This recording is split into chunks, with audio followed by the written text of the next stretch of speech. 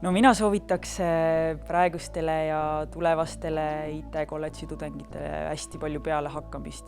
Õppida on võimalik kas tulemusele orienteeritult või ütleme õppeedukusele orienteeritult pigem või siis õppida enese jaoks.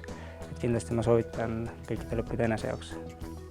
Et alati mõtle selle laiemalt, et ära sellesse kitsasse valdkonda nagu selles suhtes kinni jääd, mõtle alati laiemalt, sest et see annab sulle seda, et mis iganes sa teed, et sa teed sellise asja, mis teistele ka nagu peale läheb või see töötab nagu hästi. Soovitaks õppida õppima, et see on nagu kõige olulisem asi, mis sa teha saad. Et IT-valdkonnas on väga raske inimestel, kelle jaoks haridus on selline asi, et ma õpin korra selle koolis ära ja siis on selge ja rohkem õppida ei viitsi. Et IT-s on elukestev õppe vaata et kõige tähtsam. Ja kui te õpite õppima, siis see tuleb niimoodi loomulikult ja jääb nagu eluks külge. Kui alati on tööl kiire ja tööandja, kes ei anna aega arenemiseks ja õppimiseks, on IT-s väga halb tööandja.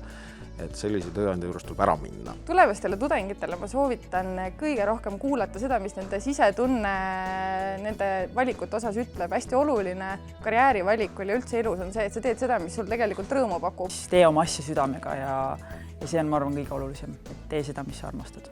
Kui sa tunned, et see ei ole ikkagi sinu asi, siis ära raiska oma aega, vaid pane see aeg ikkagi sinna, mida sa tunned, et sa tahad teha. Kindlasti õppige, et ärge üldse mõelge, et midagi ei ole elus vaja, et sa ei tea kunagi, millele sa pärast IT-kolledžit fokusseerid. Kui sa tunned juba praegu, et äkki ma saan seda IT-valdkonda kuidagi mingi muu valdkonnaga siduda, siis ma kindlasti soovitan seda teha, kui see vähegi kuidagi paelub, et see aitab õpingutel kaasa, kui sa oled entusiastlik, see aitab sul elus edaspidi kaasa ja lisaks pakub erinevaid igasuguseid võimalusi.